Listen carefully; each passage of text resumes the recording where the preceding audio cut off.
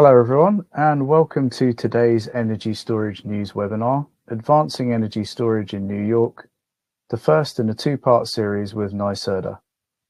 I'm Andy Colthorpe, editor of Energy Storage News. I've been writing about global energy storage industries and markets and of course technologies since 2014.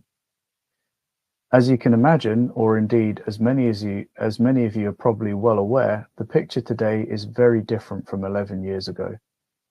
At that time, we were bullish that the growth of renewable energy we had already observed and reported on with our solar PV technology website, PV Tech, would one day, hopefully before long, go hand in hand with the deployment of energy storage.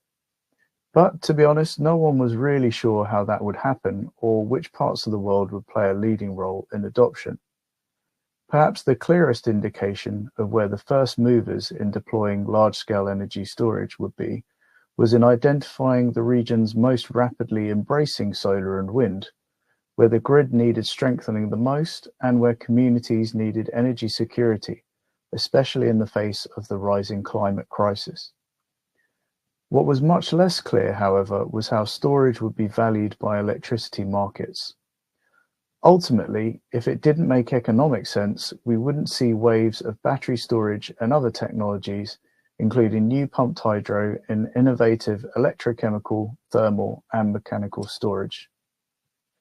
Just like solar and wind before it, energy storage was a new technology disrupting the old way of doing things that grid operators, utilities, regulators, and policymakers had never had to account for in the past. New York is a fascinating example. Analysts, consultants, and of course developers have long recognized it as a state ripe with many of the key drivers for storage. Ambitious policy support for renewable energy growth, coupled with an electricity network dispersed from a big concentration of demand in urban areas around New York City to all the way upstate and off the coast, where the land and offshore sites for large-scale renewable generation are more likely to be found. However, when I interviewed developers in 2023 for a feature article on New York for our quarterly journal, PV Tech Power, the consensus I found was that the support schemes and market constructs weren't quite ready for liftoff. Things have changed a lot, and as you're about to hear, New York is primed for a new era of deployment. That's where our two distinguished speakers today come in. I'm delighted to be joined by Doreen Harris, CEO, and George Sassine, VP of Large-Scale Renewables at the New York State Energy Research and Development Agency, or NYSERDA. Their presentation will be followed by a brief audience Q&A with George, so please put your questions into the tab you can see on the right-hand side of your screen. We won't be able to tackle all of your questions in the short time we have, but rest assured, NYSERDA will be happy to reach out to all those who ask questions and discuss them in detail offline after the session. And as I mentioned at the beginning, today is the first in a two-part series of webinars. We'll be back with NYSERDA in May for the second installment, in which the supply chain and New York's support for the localization of the value chain, including manufacturing, will be among the topics discussed. And lastly, from me, today's session is being recorded and will be available on demand on the Energy Storage News site and on our YouTube channel in a few days' time, with presentation slides sent out to all registrants. So, with that finished and with no further ado, it's my great pleasure to hand over to our first speaker, Doreen Harris. Over to you, Doreen. Thank you, Andy. It's a pleasure to be here this afternoon, and I certainly am pleased to be kicking off this webinar series with a number of colleagues. If you learn anything from this webinar, I want you to know that you're definitely in the right place at the right time. New York is not only advancing an extraordinary number of renewable assets across our state, but you can see many of the success stories in the renewable space being applied now in energy storage as we really take off with respect to the programs and policies necessary to have those same successes and scale across our state. So certainly I'm pleased to be here today to talk about this industry, specifically how we are deploying energy storage here in New York And it is true that this has been a multi-year process that is yielded a number of different programs, one of which you're going to hear about in some detail today from my colleague, George Sassine. So this really all started with a goal advanced by Governor Hochul, implemented by the New York State Public Service Commission, focusing on a nation-leading goal of 6 gigawatts of energy storage to be installed by 2030. And really, when we look at how we get from here to there, it's important to note that I'm going to be talking about a number of different components of achieving this goal.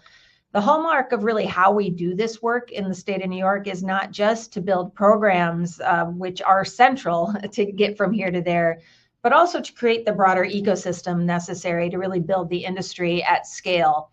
And by that, I mean not just the projects, but as you will hear later, the supply chain necessary to support them, the workforce development needs, and of course, the siting support, the safety support, and ultimately, as I said, the entire ecosystem of this technology, and something that is really only going to scale here in New York. So ultimately, we are considering, when we speak of energy storage, we're speaking of all types of energy storage, short, medium, long duration storage, including different chemistries and, in fact, newer technologies being supported by our innovation team here at NYSERDA. So I want you to know that no matter the type of storage you're considering, we've got the programs and policies necessary to advance them. I'm here to talk in the near term about the retail, residential, and bulk programs that either are or will be in the market in the near term, however. And as I said, in large part, the models that we are deploying toward the advancement of these resources really do track quite closely to the ways in which we have very successfully built the largest community solar market in the nation through our New York Sun program, our award-winning large-scale renewables programs, through every resource that is being deployed from a generation perspective across our state.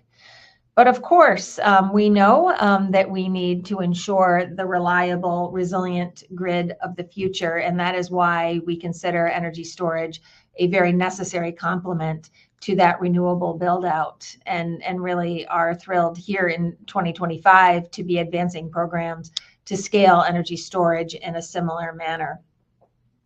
And so last February, this past February, we had the Public Service Commission approve a retail and residential energy storage program implementation plan. And this is an incentive program really focusing on various aspects of storage development, standalone grid-connected energy storage or systems paired with new or existing clean on-site generation, like a solar project, fuel cell, or combined heat and power project. And so that program is advancing as we speak. We also had in March the approval of an implementation plan for our bulk energy storage program. And we are actually expecting to launch our first bulk energy storage RFP in June of this year. You're going to hear more from my colleague, George Sassine, on this topic later. But I really do want to start by talking about why. Why is energy storage going to play a critical role as the demand for energy continues to grow? It is true that in the state of New York, not only do we see a highly renewable grid, but we see a grid that continues to expand.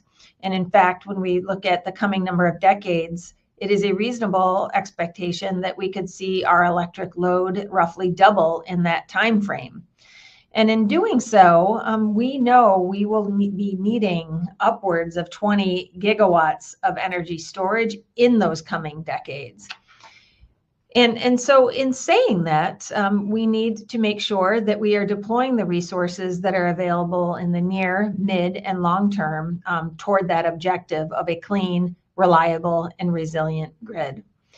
And so that's why when we look at our energy storage roadmap, it is true that we are also implementing various programs aimed at really getting at that 6 gigawatt goal to expand on the gigawatt plus that is already advancing across our state. And so what that means for us is 3 gigawatts of new bulk storage, 1,500 megawatts of new retail storage, and 200 megawatts of new residential storage, with a strong focus on ensuring that our benefits do accrue to underserved communities across our state, and also to ensure that we site these projects in the smartest, most valuable places from the perspective of transmission and distribution services and the benefits that will come from storage, considering those resources as well. And so when we get from here to there, it is also the case that we need to really think about what is necessary, not just from the project's perspective, but the broader ecosystem perspective as well. And that's where NYSERDA's siting team is central. We work with host communities across our state, have been doing so for many years, and are equipped really with the tools and resources necessary to assist municipalities, communities, and the public to help understand objectively not only what is necessary to site these projects, but also what are the regulatory, the permitting, and the technical aspects of that siting at the same time. So our siting team has a number of tools and resources that are available to those host communities, and we are available to work with those communities directly in person to ensure that full understanding as these projects do advance across our state. It is also the case that New York has and will continue to be a leader in prioritizing the safety of the installation of these projects, and importantly, implementing fire safety practices for energy storage systems across our state.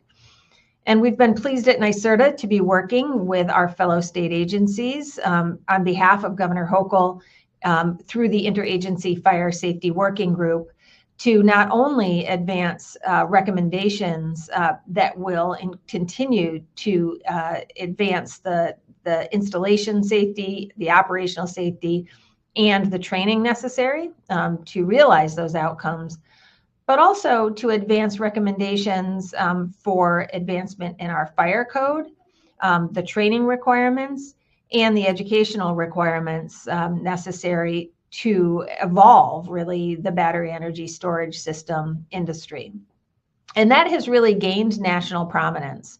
And I want to note the fact that our work has allowed us not only to advance these initiatives through various processes, but also to help educate others across the country on those same principles. And so when we are here as a state talking about energy storage, it's really part of a broader commitment from Governor Hochul, not only to realize an energy transition that is equitable, but also one that is affordable, reliable, and resilient. And as such, really indicative of the commitment that she has made to advance energy storage in this manner, but broadly to ensure that we are creating new jobs, skills, projects, and investments to not only cut down on harmful pollution, but also to build a more sustainable future for our state. So it's an exciting time to be a partner in building our clean energy industry.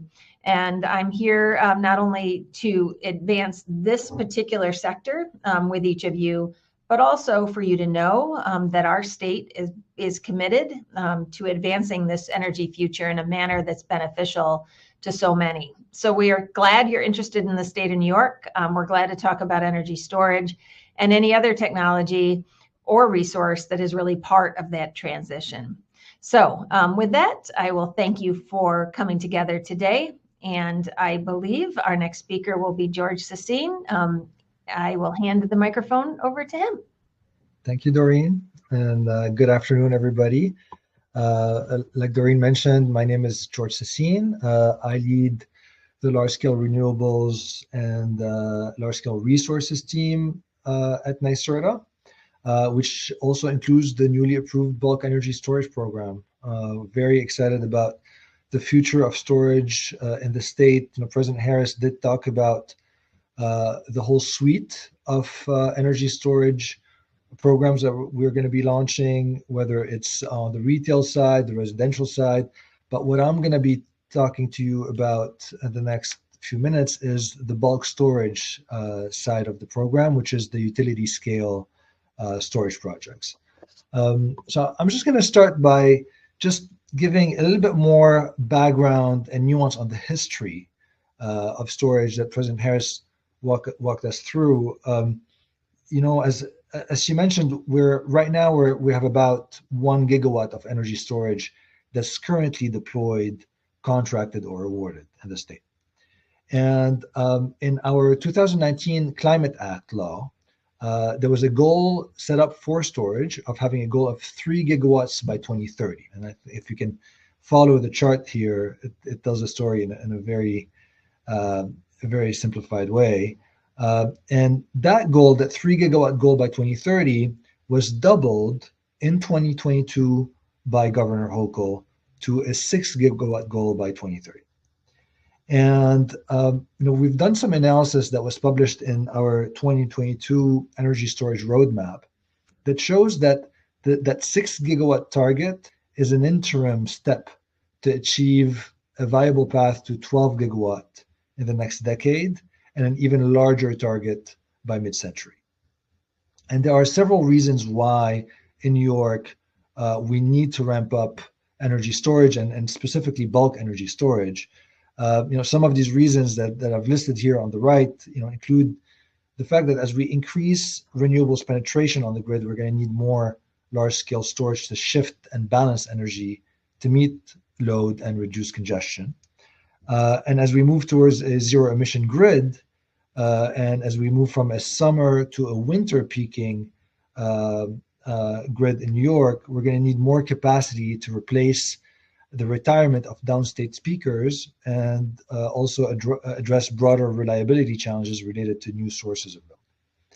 And finally, grid-scale energy storage is going to represent an enormous economic opportunity for New York, like President Harris mentioned, in order to revitalize New York's manufacturing and help us participate in building a dynamic and diverse supply chain. So as we look at the current status of storage in New York, I did mention we're about 1 gigawatt of projects right now that you can see on this map here.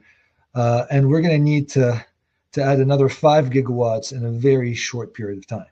And so we're going to need many more dots on this map, both upstate and downstate, to reach that goal. And as we've analyzed, through our energy storage roadmap, we've realized that the existing programs and the existing incentive that got us here to this 1 gigawatt of projects is not going to be enough to get us to our more ambitious 6 gigawatt goal.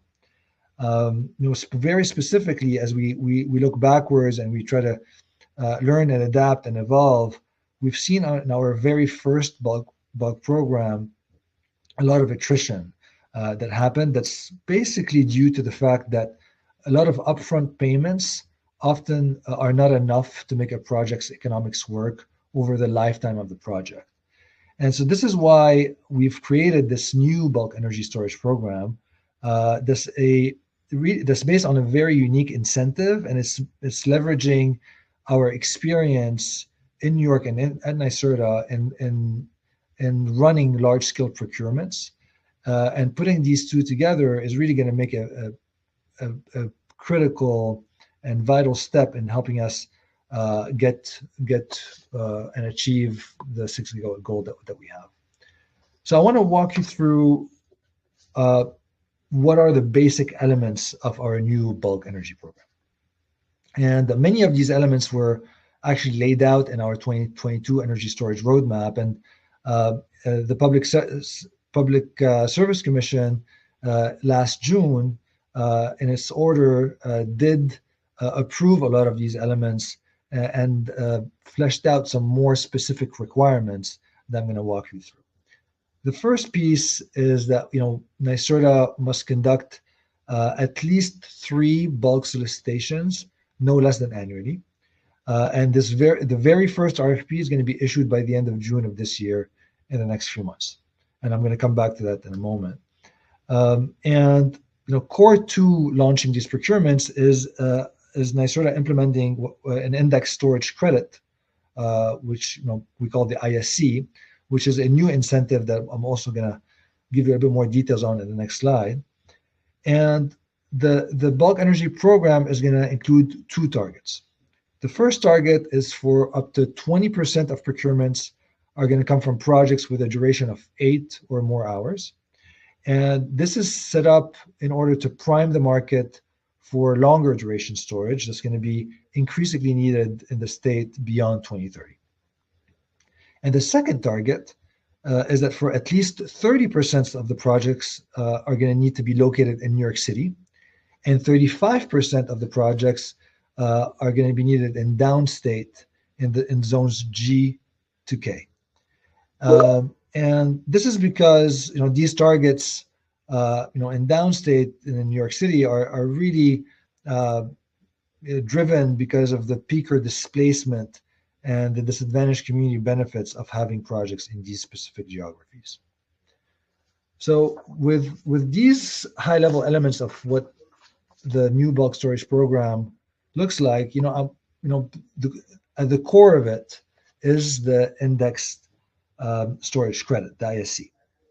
So I want to explain that in a little bit more detail.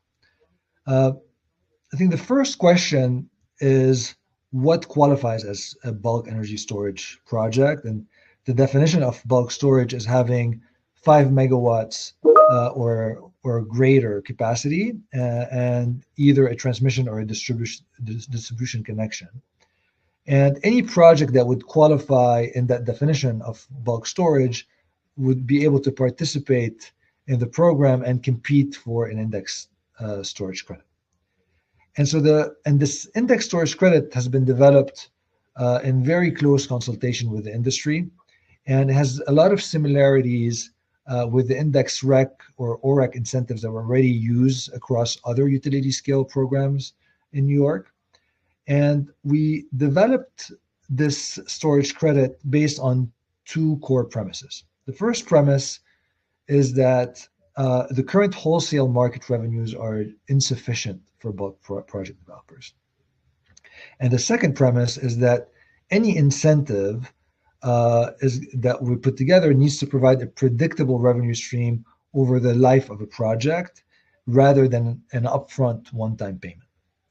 So with these core premises in mind, we came up with a hedge that is indexed to what we expect developers to make in the wholesale market. And the ISC is effectively the incremental revenue to meet the project requirement.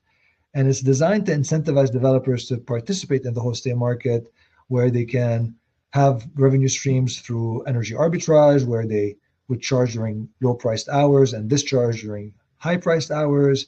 And they can also bid into capacity markets that would compensate them based on availability. But I do want to mention a couple important items, which is what's the difference between the ISC and the traditional RECs. Unlike RECs, which are created for each megawatt hour generated, an ISC represents the megawatt hour of capacity that is available on a given day. And we're defining ISCs on the basis of what the New York ISO calls operational availability, or the state of being operational and available for dispatch, which each ISC equivalent to a megawatt hour of availability in a given day. So this is a new structure, a new incentive that we're very excited to be launching, that I think the market is also very excited to be on the receiving end of it, and hopefully is going to spur a lot of growth in the New York market. And we're very, very excited for its potential and how it's going to accelerate the deployment of bulk projects in the state. As we're launching this ISC, I want to talk a little bit more about our RFP process.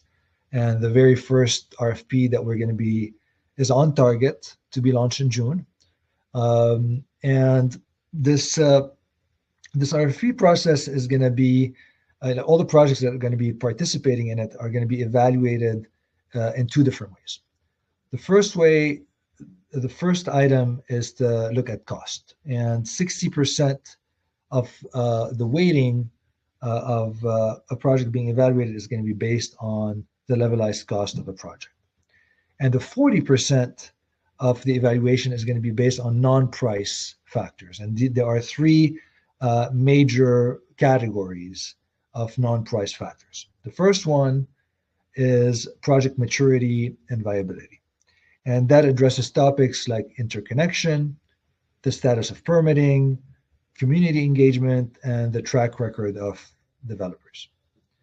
The second category is electricity system value, which would look at the benefits to the grid that may not be captured in markets, like the potential to displace peakers or the potential to reduce curtailment of renewable energy.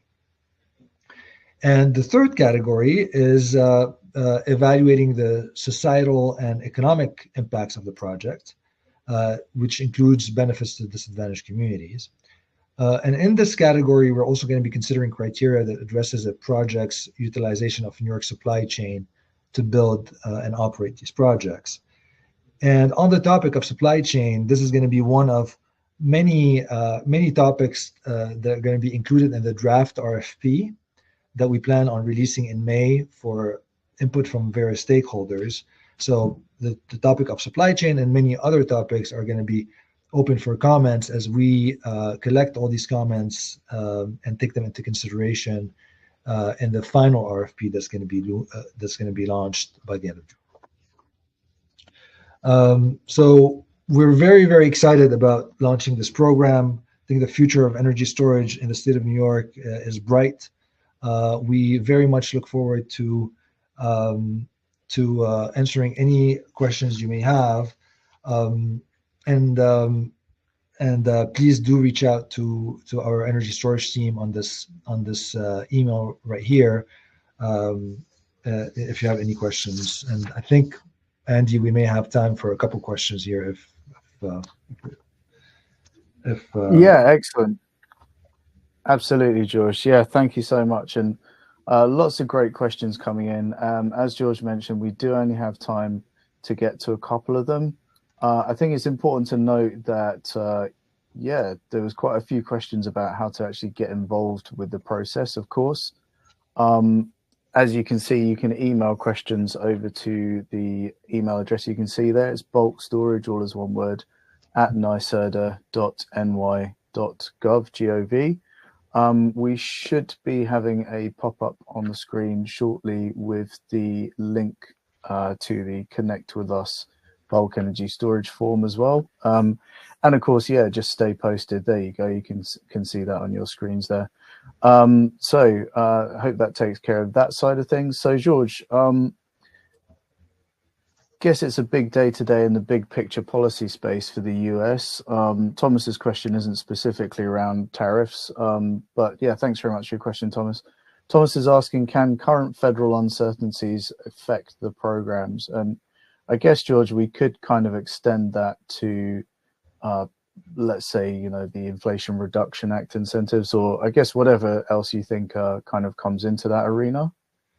No, of course. Listen, this is the major topic across not only the storage industry, but many industries, which is there's a lot of uncertainty and a lot of shifts with regards to federal policies that may impact these projects, whether it is the future of tax credits, whether it is the future of trade policies and tariff policies and how this may evolve or impact or not impact these storage projects, and a few others as well.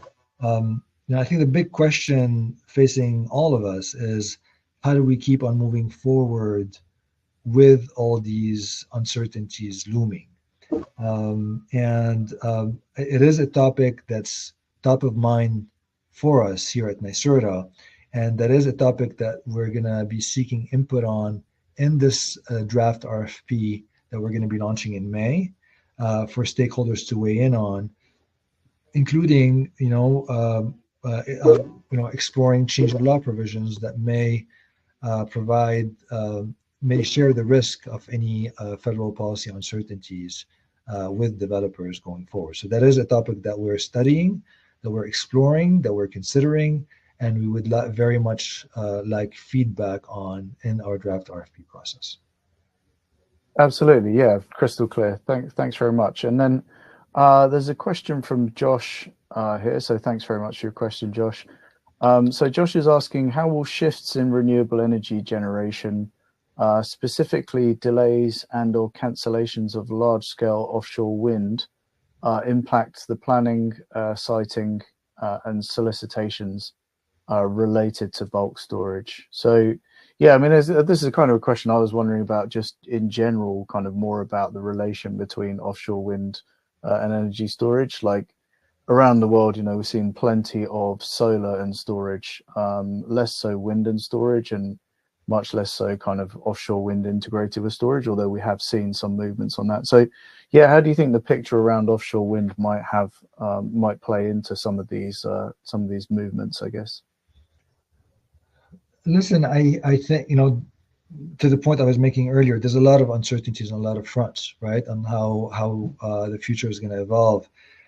What I know for certain is that we are going to need a very large amount of energy storage deployed across the state, and this is why we're launching this program, this bulk storage program, which is focused on standalone bulk storage bulk storage projects. And I think, again, regardless of how the landscape evolves, we're going to be assessing and reassessing on a regular basis how the trajectory looks and if we need to adapt or not. But it goes without any doubt that we're going to need a very large amount of energy storage going forward, and we're going to need to reach our 6 gigawatt goal by 2030 to stay on track with our ambitious energy plans. Now, I do want to mention one topic. I don't know, Andy, if there was any questions on fire safety.